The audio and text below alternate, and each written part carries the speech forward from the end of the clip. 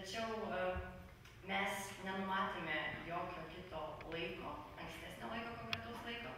Mūsų tiesiog yra tikslas stiprinti jaunimą, kuris augs, kuris tobulės, kuris integruosis į visuomenę ir kuris 2030 metais jau jie bus vyresni žmonės ir iš jų jau kiti galės imtis pavyzdžių ir taip bus kuriama ta sumani visuomenė, pradedant nuo jaunimo. Dėkuoju, tai jeigu prieštaraujančių nėra, aš tada bendrus sutarimus siūlau patvirtinti šešėlinės vyriausybės protokolinį nutarimą įtraukti savivaldos įstatymų pakeitimo projektą, papildant jūsų prezentaciją išsakytomis mintimis. Ačiū.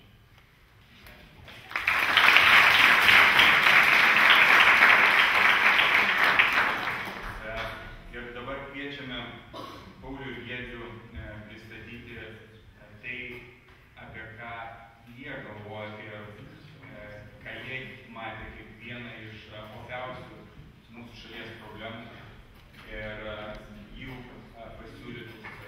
grupės pasiūlytus sprendimo variantus. Šią problemą nekartą yra išsakiusi ir Lietuvos Respublikos prezidentė, taip pat ministras pirmininkas.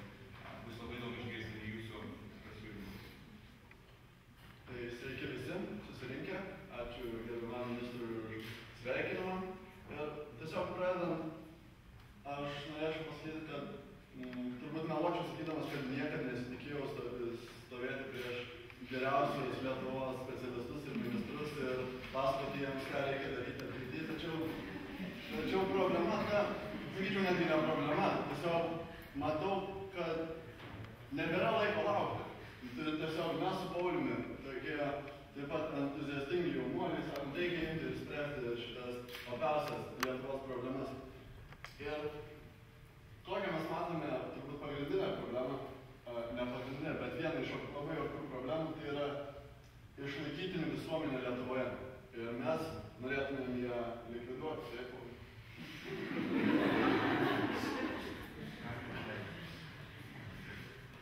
Taigi, kokia yra problema? Problema yra labai stipriai Lietuvoje išvešėjusi išlaikytinių visuomenių. Ir kas yra išlaikytiniai?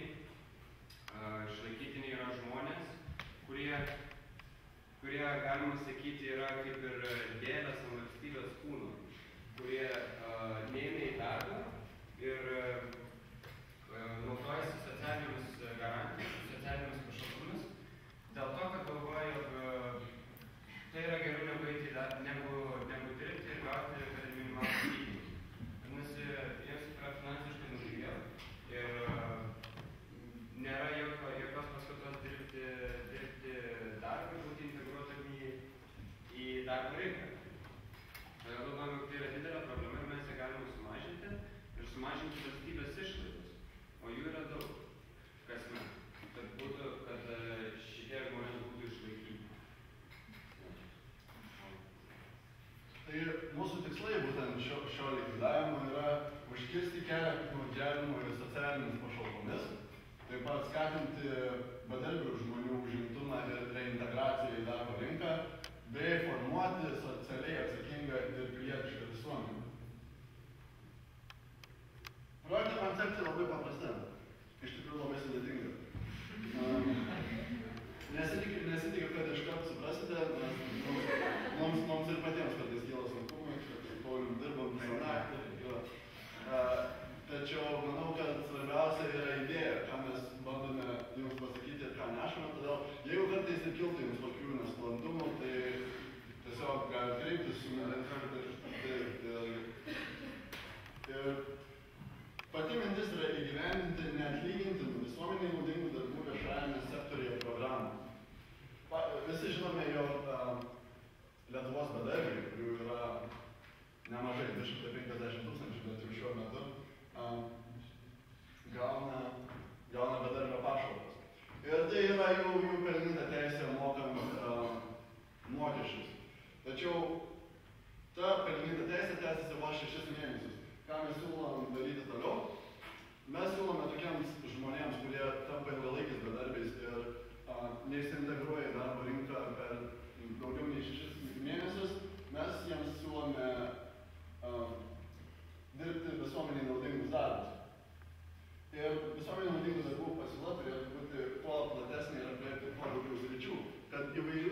specialistai, neturėdami darbo, galėtų atlikti darbą, neatlygintiną visuomenį naudingą darbą, atitinkantį turimą kvalifikaciją. Tačiau kodėl ta žmonės turėtų eiti ir dirbti viešuosius darbus, ne? Jie gali gauti ir bedarbio pašalpą ir nedirbdami. Tęsiant projekto koncepcijos temą, ne visuomeniai naudingus darbus skiria ir kontroliuoja vietinė valdžia, tai yra miestų savivaldybės, miestų rajonų savivaldybės. Jos nustato, kaip mes galvojame, jos nustato darbo valandų skaičių, kurį pilietis turi atlikti, kurį pilietis per mėnesį turi atlikti. Tas darbo skaičius yra, darbo valandų skaičius yra tema debatui.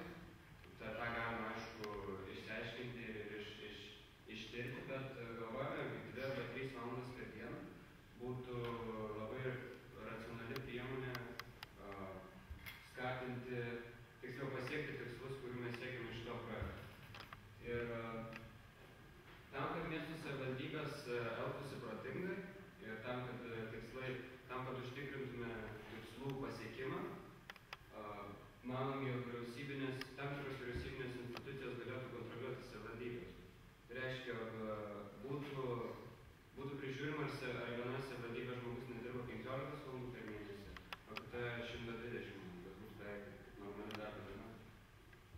Todėl tam tikra kontrolė iš valstybinė lygmenyje yra svarbi. Esminis dalykas šitame projekte, kad atsisakius dirbti visuomeniai naudingus darbus viešajame sektoriuje, pritaikome principą, kurį patys vadiname virtualios regresijos principu. Labai protingi jaučiame. Tai reiškia, jog žmonės, kurie atsisako eiti tokius darbus, nes vis dėlto su to geriau mes turėsime neversinį veiklą. Ir todėl paskata eiti dirbti būtų tai, jog bedarbiai, kurie nedirba ir kurie neina į darbus, gautų mažesnės socialinės išmokos. Reiškia, kas pusmetį nedirbant, tam prasme nedirbant visuomeniai naudingų darbų, valstybė jiems mokėtų mažesnės socialinės išmokas. Ką reikėtų atkreipti dėmesį, kad motinystės, tėvystės, neįgalumo išmokos, kurios taip pat įeina į visą išmokų paketą, kurį gauna nedirbantys žmonės, jos neturėtų būti mažinamos. Nes, manau, kad šitų žmonių skatinti dirbti nereikia.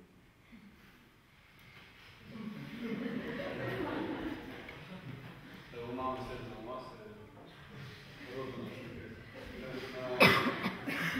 tai programa mūsų iš tiesų būtų skirstoma į pusmetinius etapus. Pirmajame pusmetyje, tame pusmetyje pirmajame nuo darbo sutarties nutraukimo yra gaunama bedarbio pašalpa ir visuomeniai naudingų darbų nei kas prašo, nei kas liepia atlikti.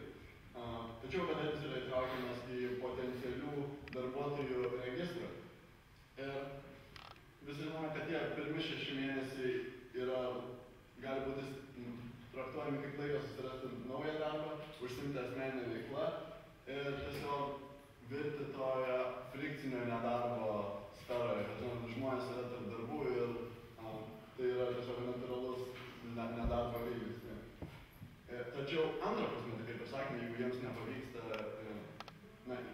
įsigauti į tą darbo rinką, pradedamos mokėti yra socialinės pašalpos, ne tik bedarbio. Todėl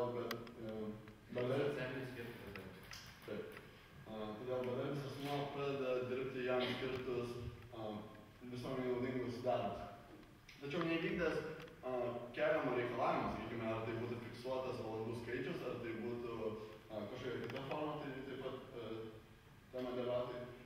Už einamąjį mėnesį ar pusmetį gauna mažesnę darbus ir nedarbus susijusią socialinio pašalpų paketą. Kodėl to reikia? Tiesiog viskas labai paprasta. Kol mūsų pašalpos yra gana aukštos ir atlyginimai ne ką labiau jas viršija, paprasčiausiai žmonėms, kurie nedirba, yra ganėtinai maža paskata eiti ir integruotis tą darbo rinką. Ką mes darytumėm, jeigu žmogus ilgai ilgai stovi be darbo ir tiesiog nenori darbuotis ir galbūt net pradeda piktnaudžiauti socialinių pašalpų dydžiu.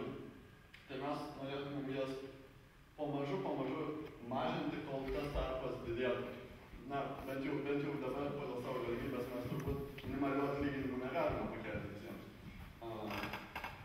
Todėl mes mažinam tą tarpą mažindami socialinės pašalpas. Ką tai sukurtų? Tai sukurtų efektą skatinantį žmonės dirbti ir nepiktnaudžiauti pašalpomis. Tai yra sunkiausia ir labiausiai sudėtinga projekto dalis, kurios įsitikinę dėmesio. Šitą skaidrę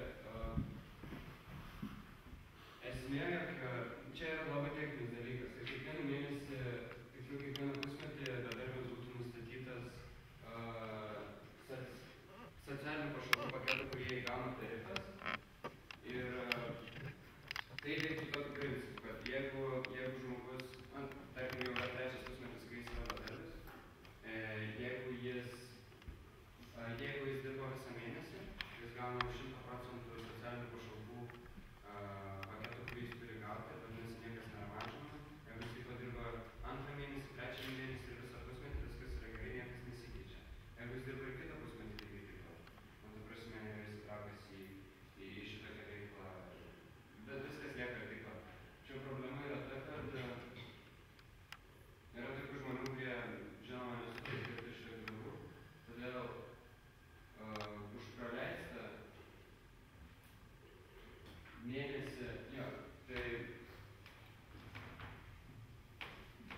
prisiminti reikia. Yra taip. Jeigu žmogus, jeigu bedarbis dirba tik tai, dirba mažiau negu 4 mėnesius pirmame pusmetyje, tai yra įvykdo mažiau negu 4, tikriausiai suprantu. Labai sunku išaiškinti. Tai yra pusmetis yra 4 mėnesiai, jeigu 4 mėnesius pilietis įvykdo keliamą reikalavimą, jis gauna, reiškia, pusmečio planas yra vykdytas ir socialinės pašalpos nemažėja. Bet jeigu jis išdirba mažiau negu 4 mėnesius, yra gauna 3 mėnesius arba 2 mėnesiai yra išpildyti, vadinasi kitą pusmetį. Jam yra taikomas kitoks tarifas, kuris būtų 95%, jeigu jis tęsia darbą kitą pusmetį, 90%, jeigu jis ir toliau mėtų. Jeigu kam reikės, mes galėsime atsiųsti savo padaryti projektus. Mes esam iš tikrųjų viską gana detaliai paskaičiavę. Taip, jeigu žmogus atsisako dirbti, jam kerpamos yra socialinės pašalpos ir tarkim po 5 ar 6 ar 7 metų. Jis lieka su nuliu. Ne, iš tikrųjų būtų gana sunku. Tada jau arba eik dirbti. Tai kaip ir Paulius sakė, kiekvieną pusmetį reikia įveikti kažkokį tai nustatytą reikalavimą. Tačiau jeigu taip gaunasi, kad vieną pusmetį žmogus nedirbo, vėliau pamatė, kiek daug jam reiškia tie 5%, tai kitą pusmetį pradirbus tiek, kiek reikia, galima grįžti prie anksčiau buvusių tarifų ir vėl mėgautis nuostabių gyvenimų. Tokiu būdu bedarbiai būtų skatinami užsiiminėti aktyvia veikla ir tuo pačiu metu ieškoti